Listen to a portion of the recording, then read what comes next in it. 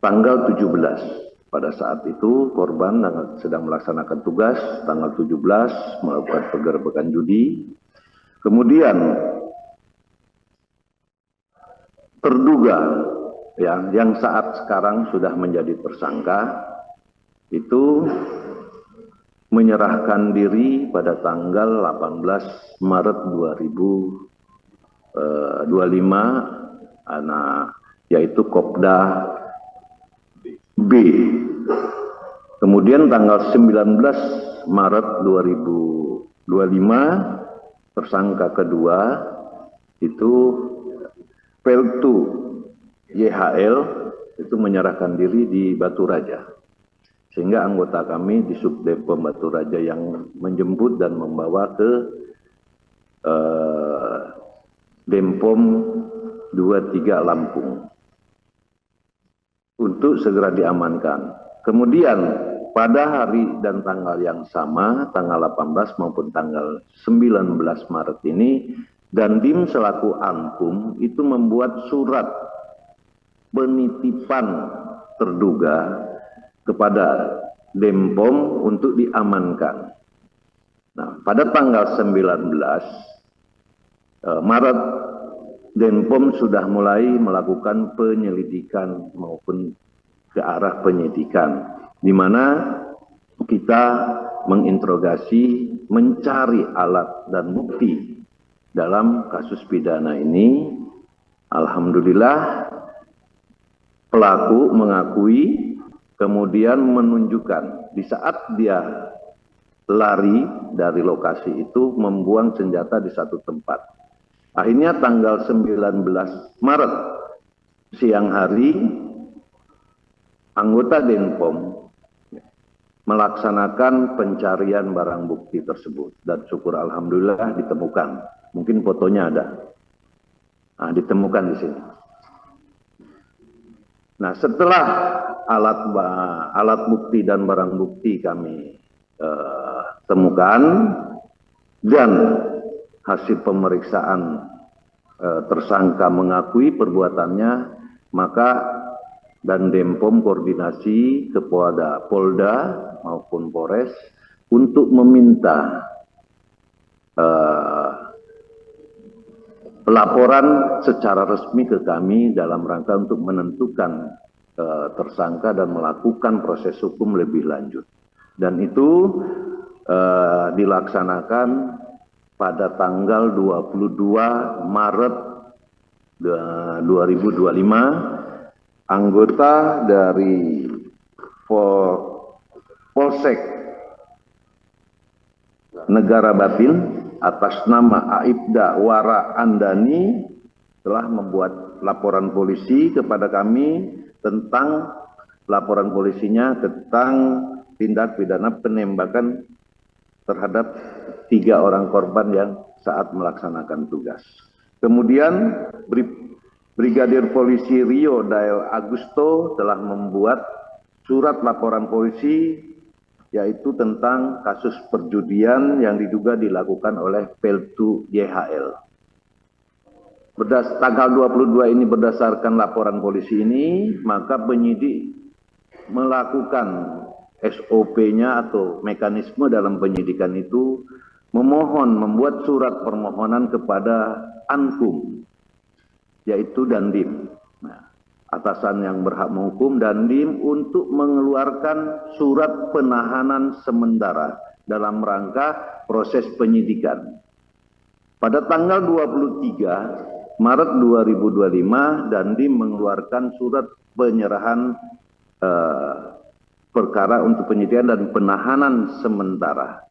Sehingga di tanggal 23 Maret 2025 resmi kedua tersangka ini kita jadikan sebagai tersangka untuk penyelidikan lebih lanjut. Kemudian setelah Denpom ataupun Pomdam 2 Sriwijaya menerima laporan tersebut, maka kami laporkan kepada Bapak Kasat dan Bapak Kasat memerintahkan kami untuk melindaklanjuti, membentuk tim supervisi dan percepatan dalam penyidikan ini Maka kami koordinasi dengan Kadipropam dan alhamdulillah pada tanggal 24 Maret 2025 sore hari kami beserta Karoop Propus Mabes Polri, Brigadir Jenderal TNI Polisi Pamen Simanjuntak bersama dengan Danpus Sintelat dan bersama Sintel Mabesat, tim ini datang ke Lampung. Kemudian malam hari kami membedah permasalahan apa saja, apa mungkin yang akan kita lakukan ke depan, sehingga di tanggal 24 kemarin kami memohon kepada Kapolda untuk melihat hasil dari rekan-rekan Polri seperti apa, hasil dari kita seperti apa, kita padukan. Karena ini ada kaitannya, mohon izin Pak Kapolda, ada kaitannya kami memerlukan saksi polisi yang memang ada, termasuk yang dikatakan Bapak Kapolda, yaitu 2 anggota Polri, termasuk salah satunya tersangka yang berinisial K. Kemudian 1 masyarakat sipil, Ibu Nur. Tetapi kami juga di Denpom telah melakukan pemeriksaan beberapa saksi juga untuk memenuhi bagaimana proses hukum lebih lanjut. Kemudian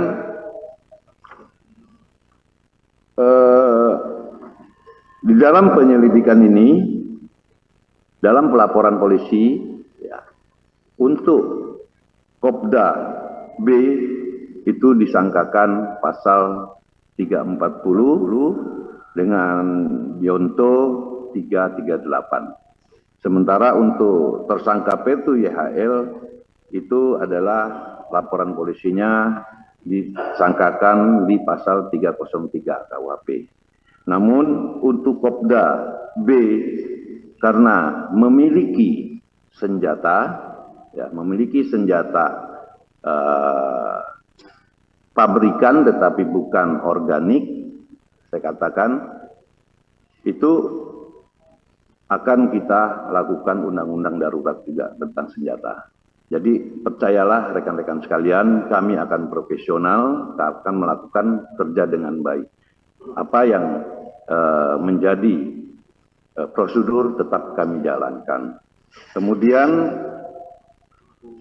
komitmen Bapak Kasat juga sampaikan kepada kami, buka seterang-terangnya, transparan, kemudian proses hukum apabila memang anggota TNI Angkatan Darat ini salah, lakukan proses hukum dengan baik.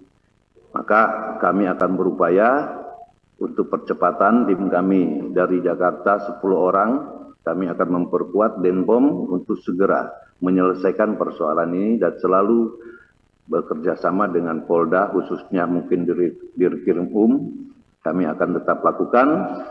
Dan jelas komitmen Bapak Kasat, kolaborasi ini harus dilaksanakan, jaga institusi kedua belah pihak yang sudah sinergitas antara TNI dan Polri, kemudian lakukan yang terbaik untuk bangsa ini. Mungkin bisa kami jelaskan seperti ini, kurang dan lebihnya saya mohon maaf. Saya akhiri.